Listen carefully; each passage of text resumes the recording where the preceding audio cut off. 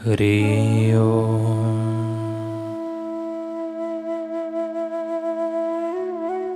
ऋषि प्रसाद। अमृत वर्षा की रात्रि, शरद पूर्णिमा। कामदेव ने भगवान श्री कृष्ण से कहा कि हे वासुदेव, मैं बड़े बड़े ऋषियों, मुनियों, तपस्वियों और ब्रह्मचारियों को हरा चुका हूँ। मैंने ब्रह्मा जी को भी आकर्षित कर दिया, शिव जी की भी समाधि विक्षिप्त कर दी। भगवान नारायण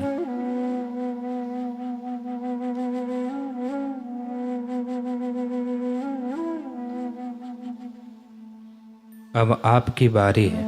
आपके साथ भी मुझे खिलवाड़ करना है तो हो जाए दो दो हाथ। भगवान श्री कृष्ण ने कहा, अच्छा बेटे, मुझ पर तू अपनी शक्ति का जोर देखना चाहता है, मेरे साथ युद्ध करना चाहता है तो बता, मेरे साथ तू एकांत में आएगा कि मैदान में आएगा? एकांत में काम की दाल नहीं गली तो भगवान ने कहा, कोई बात नहीं, अब बता, तुझे किले में युद्ध करना है कि मैदान में? अर्थात मैं अपनी घर गृहस्थी में रहूं तब तुझे युद्ध करना है कि जब मैं मैदान में हूं तब युद्ध करना है? बोले, महाराज, जब युद्ध होता है तो मैदान में होता है, किले में क्या करना?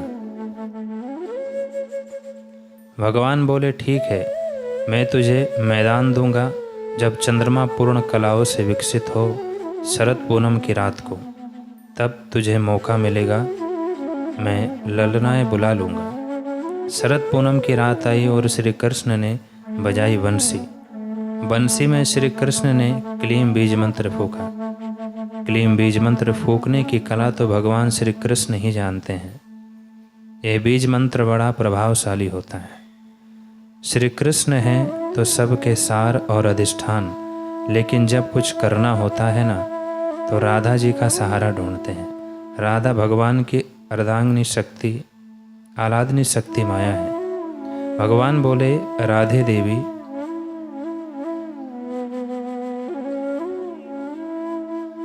तू आगे आगे चल, कहीं तुझे ऐसा ना लगे कि ये गोपिकाओं में उलझ गए, फंस गए।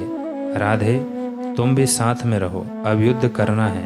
काम बेटे को जरा अपनी विजय का अभिमान हो गया है, तो आज उसके साथ दो दो हाथ होने हैं। चल राधे, तू भी। भगवान श्री कृष्ण ने बंसी बजाई, क्लीम बीज मंत्र फूका।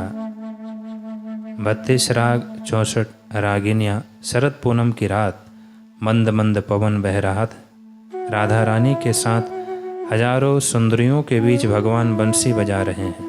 कामदेव ने अपने सारे दाव आजमा लिए, सब विफल हो गए।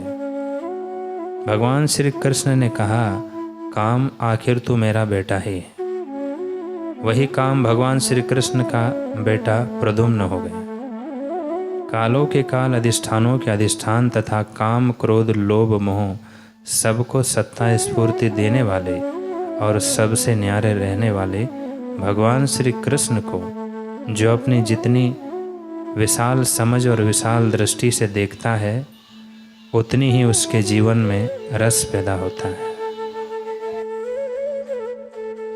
मनुष्य को चाहिए कि वह अपने जीवन के विध्वंसकारी विकारी हिस्से को शांति, सर्जन और सत्कर्म में बदल के सत्य स्वरूप का ध्यान और ज्ञान पाकर परम पद पाने के रास्ते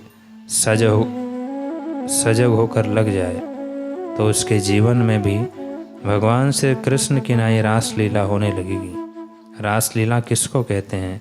नर्तक को एक हो, नर्तक तो एक हो और नाचने वाली अनेक हो, उसे रासलीला कहते हैं।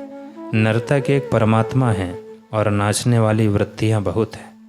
आपके जीवन में भी रासलीला आ जाए, लेकिन श्री कृष्ण की नाई नर्तक अपने स्वरूप में, अपनी महिमा में रहे और नाचने वाली नाचते नाचते नर्तक में खो जाए और नर्तक को खोजने लग जाए और नर्तक उन्हीं के बीच में, उन्हीं के वेश में छुप जाए। यह बड़ा आध्यात्मिक रहस्य है।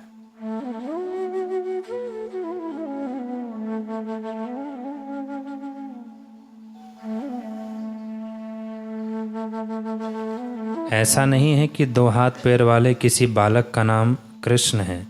यहाँ कृष्ण अर्थात कर्षति आकर्षति इति कृष्ण, जो कर्षित कर दे, आकर्षित कर दे, आह्लादित कर दे, उस परमेश्वर ब्रह्म का नाम है कृष्ण।